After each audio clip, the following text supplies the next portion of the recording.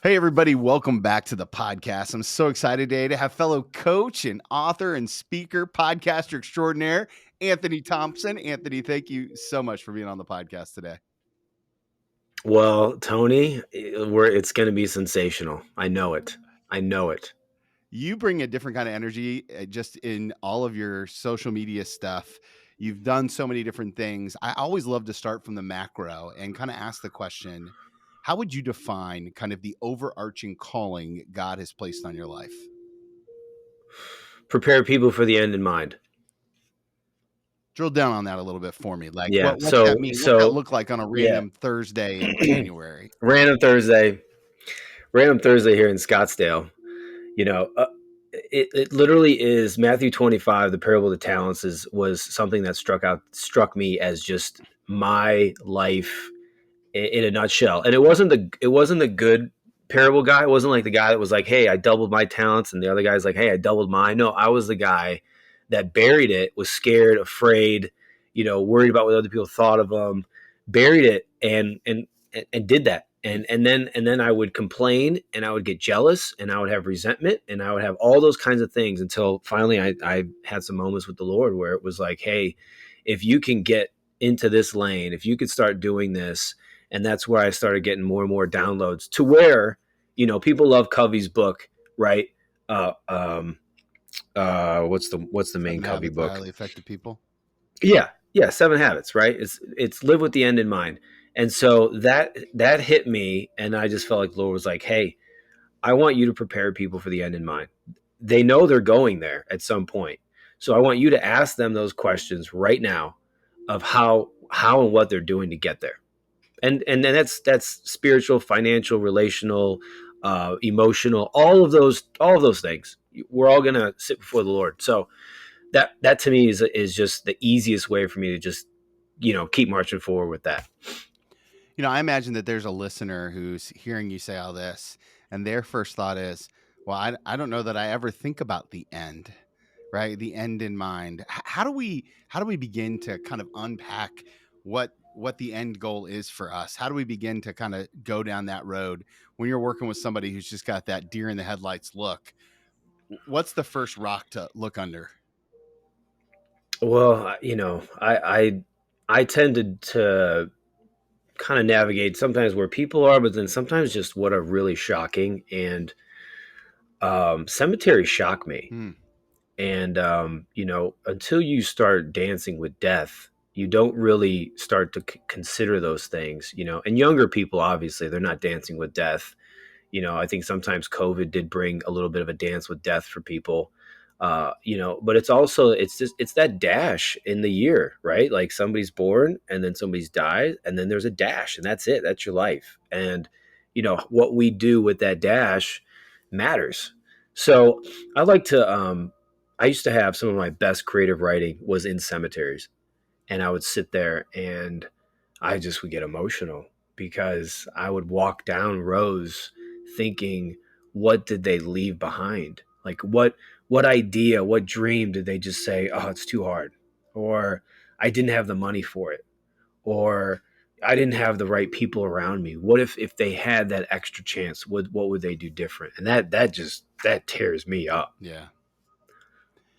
One of the things that I learned about you as I was doing a little bit of research is that your mom passed away at a pretty uh, young age from a drug Mhm. overdose. I'm wondering if you can kind of share a little bit about your Genesis story and how that kind of propels you today.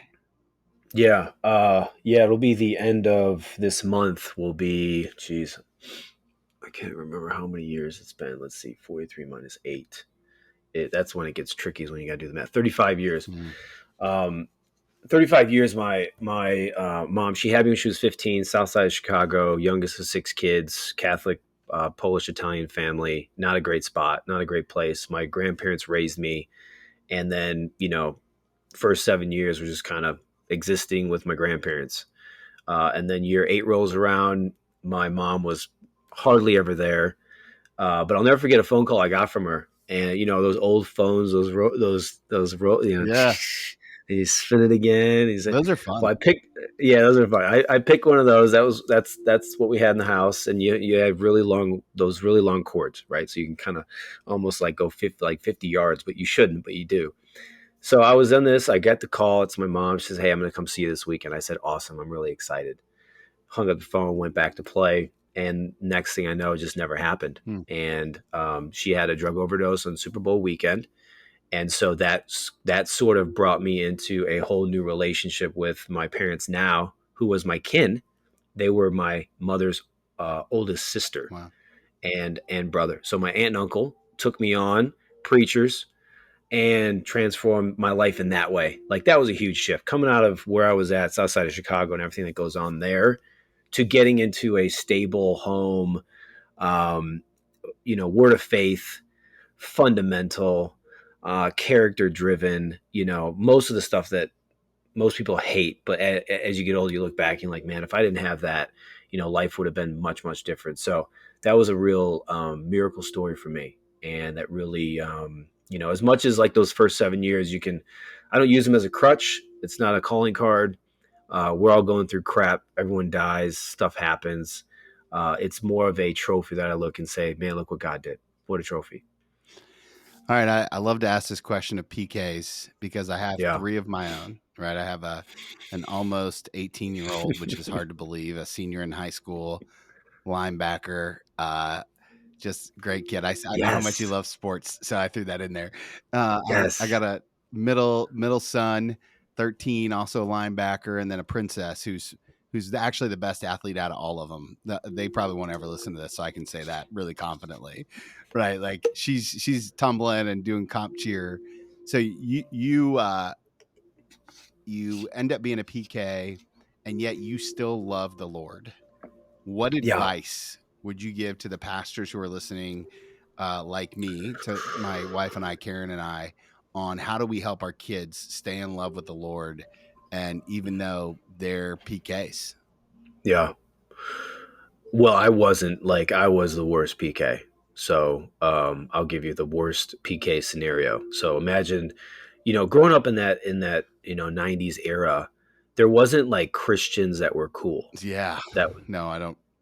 non-existent, Yeah, bro. Non-existent. So you go to school and you're somewhat cool and you're somewhat popular and you're in sports, and then being like, "Oh, I'm a Christian." Nah, that wasn't a cool thing. That CJ Stroud, like him getting all this God love you. No, that wasn't happening. This was like, and so I didn't go anywhere near church because church was my equation was church was for losers. Church was for people that weren't good enough. Church were for people that actually weren't athletes or talented or skilled. And so that was most of my upbringing. And so I steered far away. I went into celebrity PR out of college, didn't have a degree, just felt like that was something that I could do and worked my way in there and through there until, I thought I was the man. I was in the red carpets with A-list celebrities every weekend, single, you know, the dream for early 20s, the dream in mm, LA, right?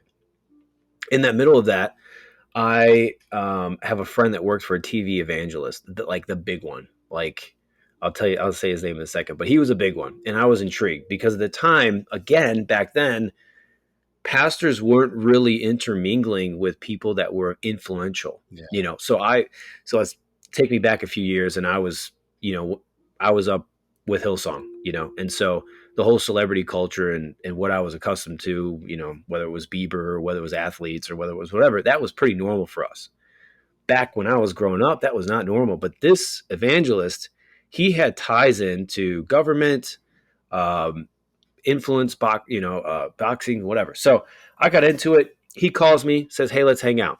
I'm looking for people who work for me." I said, "Sure, I'll hang out. I'm interested. I'm intrigued." We go to Beverly Hills. We walk the streets. We're doing our thing. We have lunch. He invites me over to his house. I say, "Sure, I'll come." And I just kind of spill my guts. I said, "I just feel like the church sucks. I was misplaced. I don't like it. Blah blah blah blah blah." And he just listens. And he kept asking me, "Come work for me."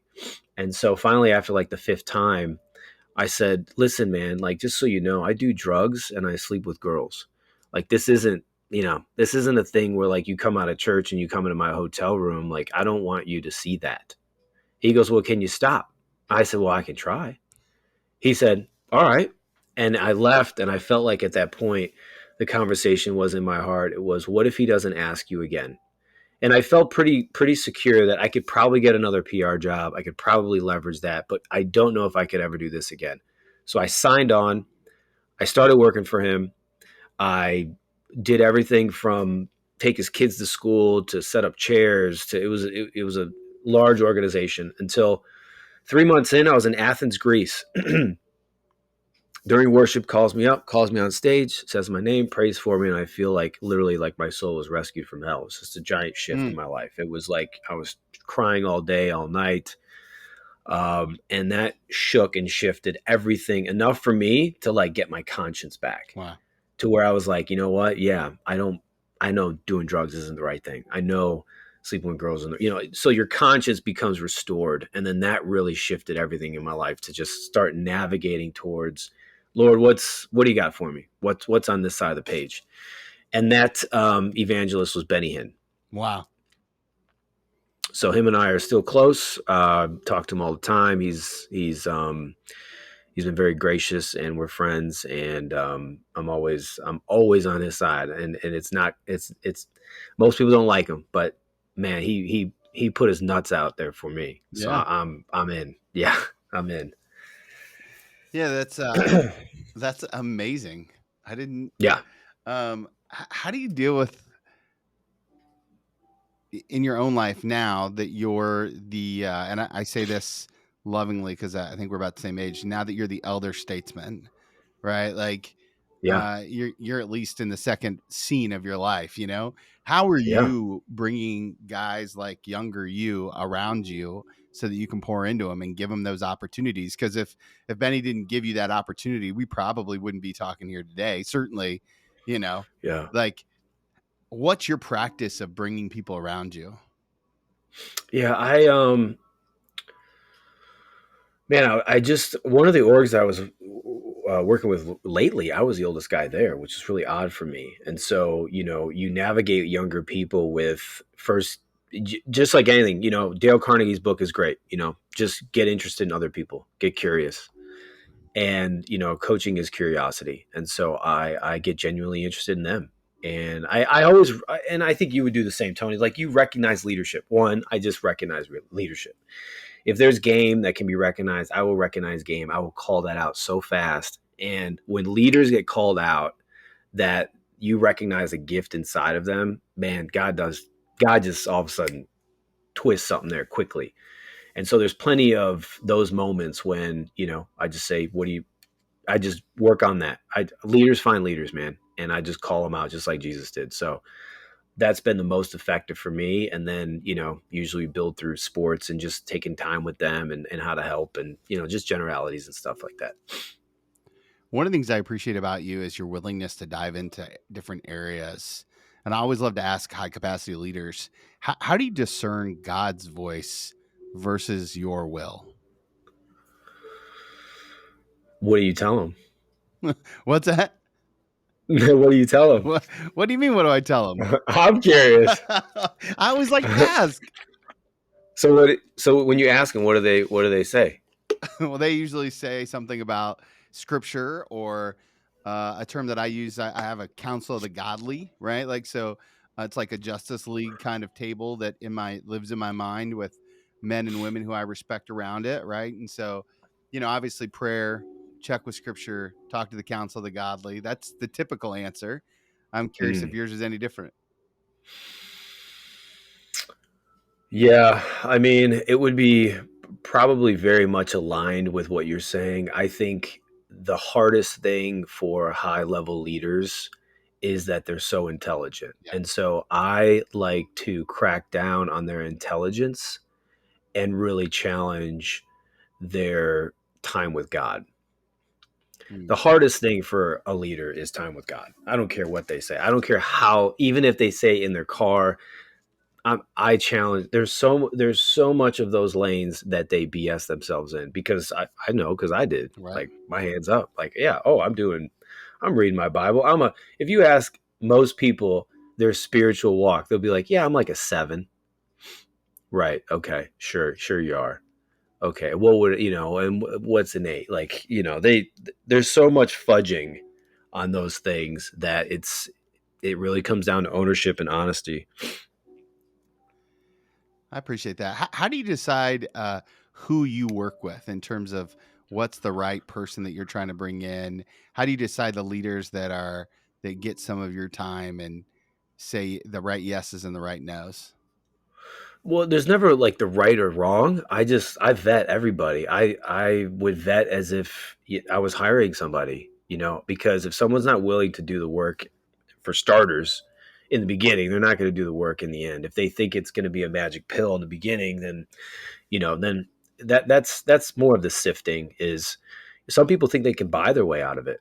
They'd be like, oh yeah, sure, I'll pay all this and it'll be vanishingly gone. I'm like, no, you actually, you're doing the work. So there's a lot of like little processes and systems and homework that I look at for people to see if they're humble enough to want to learn. That's the biggest thing. When you decide to write something, because you've written, how many devotionals have you written for YouVersion? Oh man, I don't, I lost track. I mean, it's over 15. It's Yeah, probably close to 20, something I like was that. thinking 20 is about where I had you. Okay. How do you decide what the next thing to write is? Like, take me through that creative process because you do a Yeah. really good job of taking things that aren't necessarily you're taking world based principles and you kind of add them to you put them in the lens of the text scripturally, and then for hundreds of thousands of downloads on YouVersion using that model. Take us through that creative process.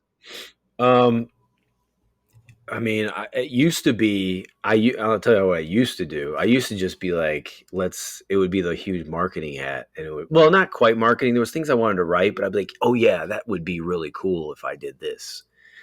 And as of probably like 7 or 8 months ago, I was like, yeah, you're an idiot. Like, you know what? If it's gonna work, like God's gonna have to figure this thing out. Because if I start relying on cool tricks and tips and stuff like that, then I just felt like I wasn't really trusting God in the process. So, like for example, let's talk about this one that just got released in January is Jocko, and I've had this. I feel like most clients I talk to are familiar with Jocko. I feel like most leaders understand Jocko, like Jocko, love his ideas.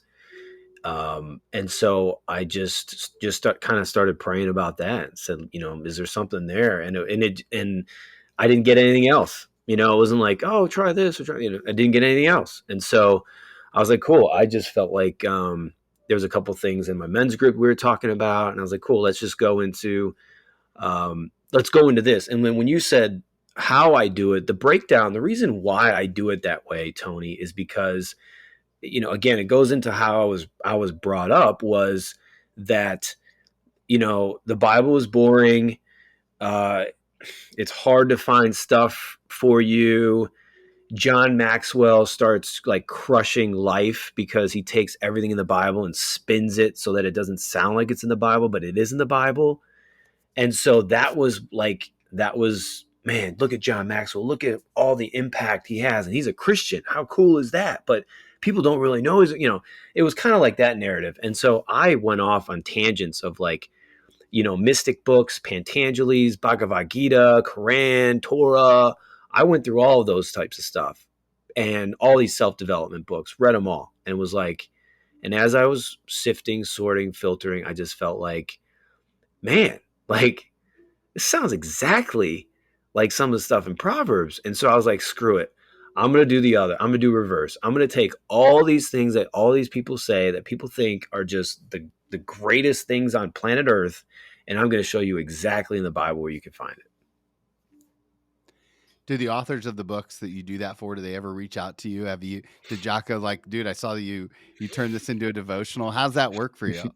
Not yet. I actually had a friend. One of the reasons why I do it is because book titles are not copywritten. You can't copyright a book title. So that's one of the little ways to get around it. But I've had none of them contact me. No. I was really hoping that somebody would be like, dude, I'm so, like if I ever wrote a book, I'd want somebody to turn it into a devotional. That'd be great. That's only going to make everything better. So It is. I think Jordan Peterson's on tour about a lot of religious type things. Yeah, I mean, there's because I took his rules of life and just sort of workshop those into the Bible, and yeah, I again like I just think, is it hard to go through the Bible that way? Yes, it is. Did God give us a playbook for life? Yes, He did. Does it say that if you seek for wisdom as if it's hidden treasure, you'll find it? Yes, it does. Do you seek for wisdom as it's hidden treasure as if it is in the Bible? No, you don't. So you don't get what you don't search for. One of the things that I've also noticed is that you've got kind of that entrepreneurial spirit about you, that you're kind of creating and doing stuff. How did you know that you wanted to be a coach, and how how was that kind of developed in your life? Well, again, it kind of goes back to the pastor thing. I don't want to be like, I don't want to be a pastor. I don't want to preach on Sundays all the time. Like, I don't want to be relegated to that. But I think there's a lot of influence and trust that's built with people, and that was something that's always been really high on my list. I mean, if you're talking soft skills, like I'm the guy. You send me in anywhere, and I'll get in.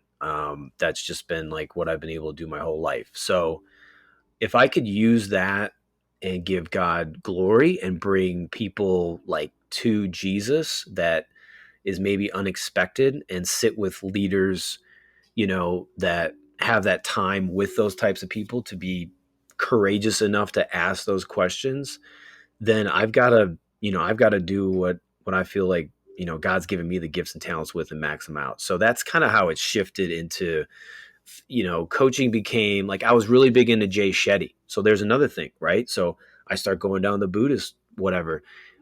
Getting into Jay Shetty put me into his coaching school. And so I trained with all of their coaches and with Jay. That's how it happened. And I was like, I'm going to get in here because there's no Christians in here. So I'm going to take all of this and I'm going to, use it in a way that would benefit people that follow Jesus. That's such a fascinating mindset. I love the kind of it's a very just evangelistic way to think about it. Which now thinking about the guy that brought you to Christ, that makes a lot of sense, right? Like Yeah. that checks out pretty quick. That um, when you work with leaders, and what I'm about to ask you is really unfair, but here we are. Okay. So, how would you describe kind of the atmosphere of leadership in today's world? Like, what's the culture like amongst the leaders that you work with, specifically, the Christian leaders in the workplace? What's the state of the union out there?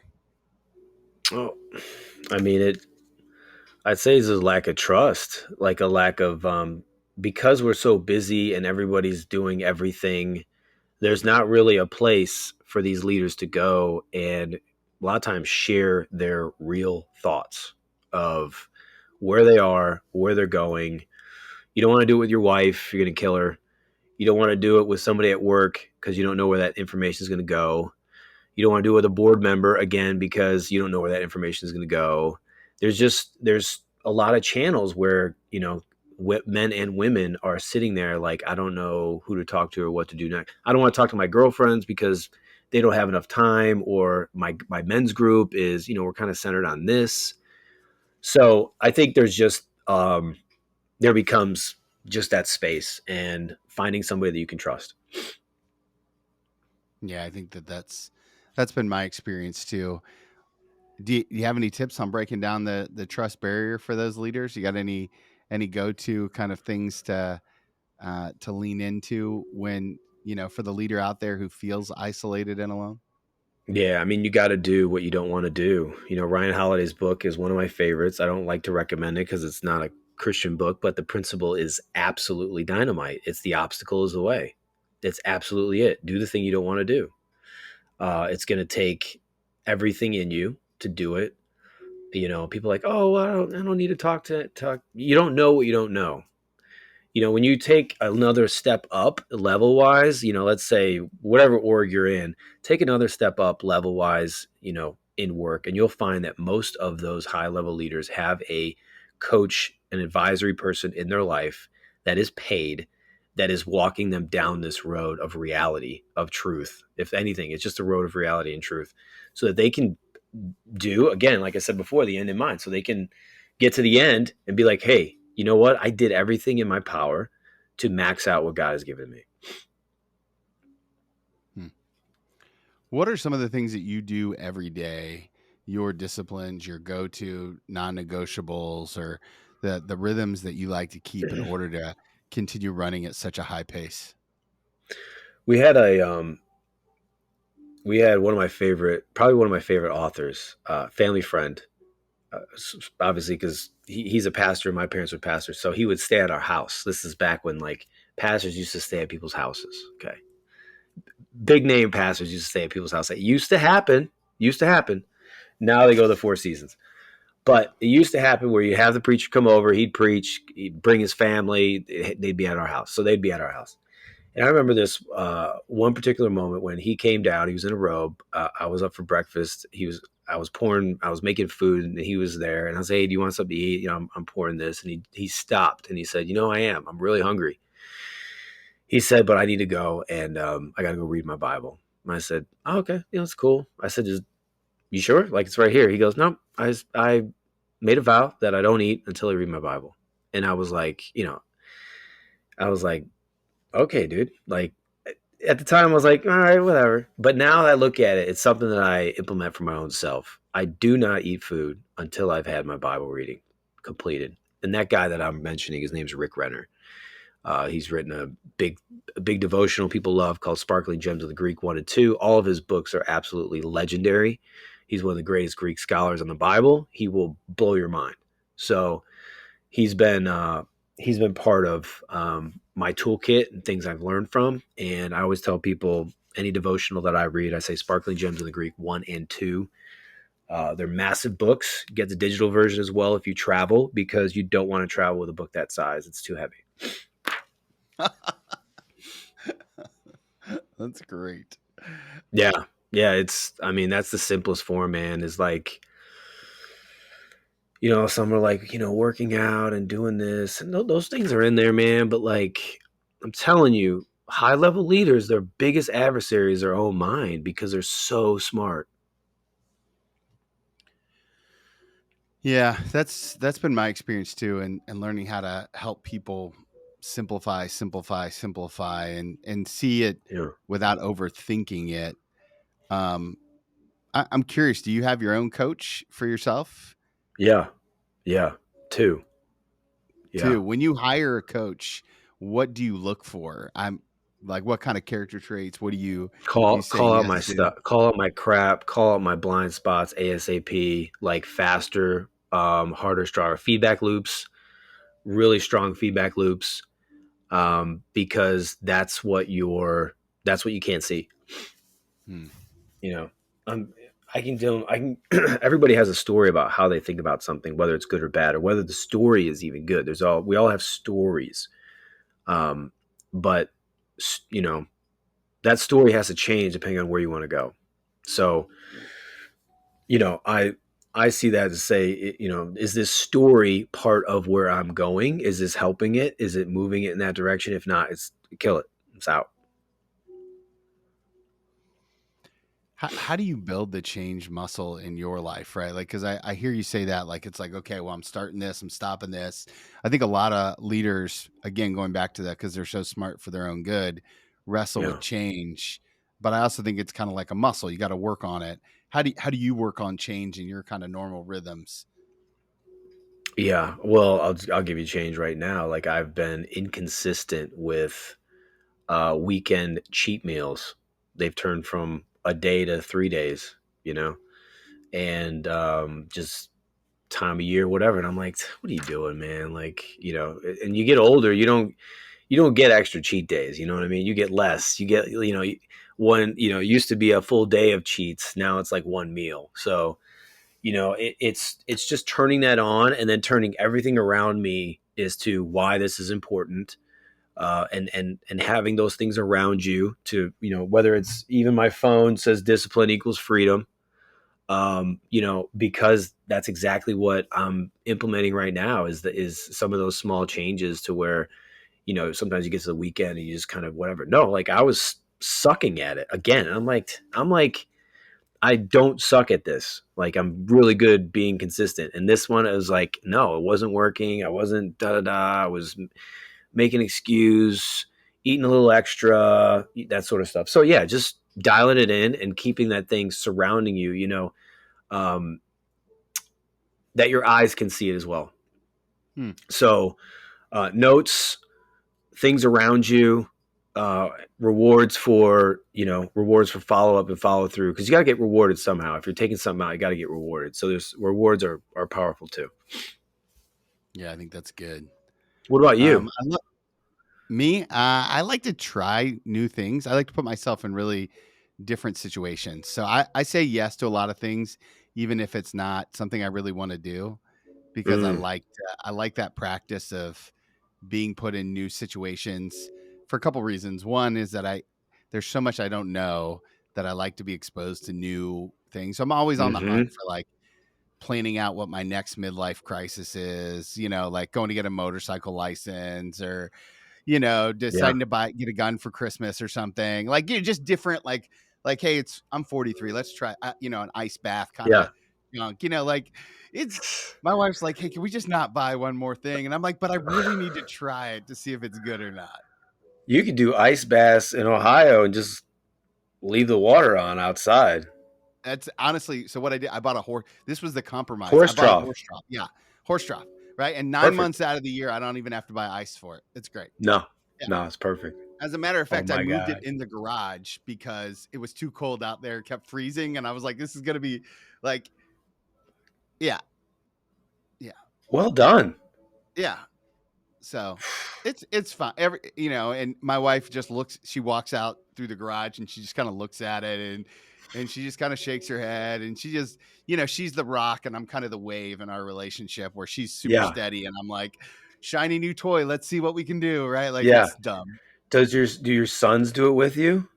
They do. They do. So especially my oldest son, who's trying to bulk for Wow. lifting, like he loves to hop in Yeah, he's like sore, and he's almost 18, so he's way high. His testosterone's cranking at a amazing level, and my middle son will do it, but he's kind of like, oh, and my yeah, daughter's yeah. like, no, thank you, hard pass.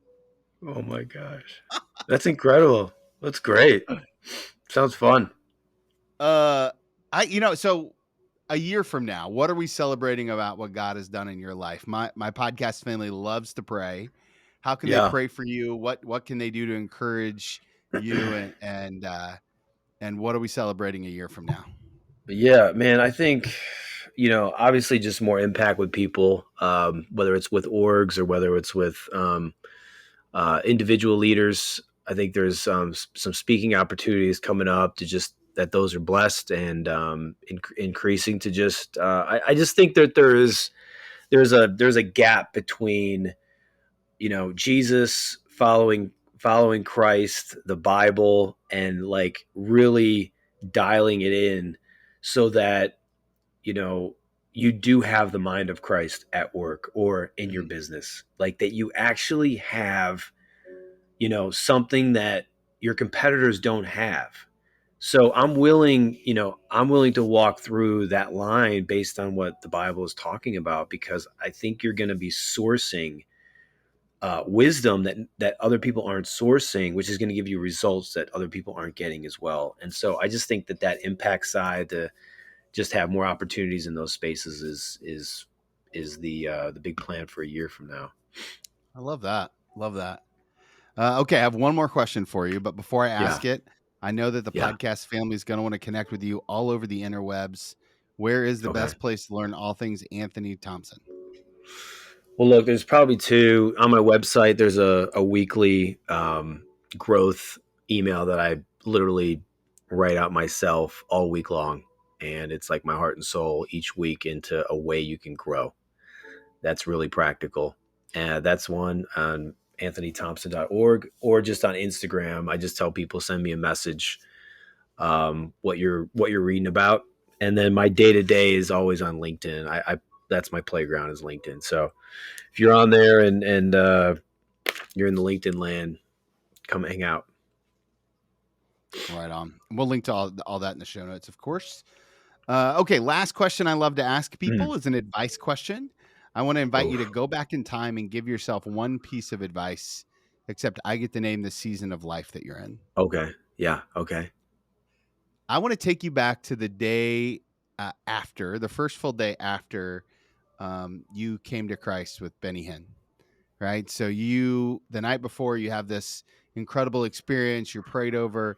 The next day, at the end of that day or the beginning of that day, if you were to go back in time and pull up a chair in front of that younger version of yourself, sit knee to knee with him, hold his Hmm. hands, look him in the eye, and give him one piece of wisdom, what would you tell him?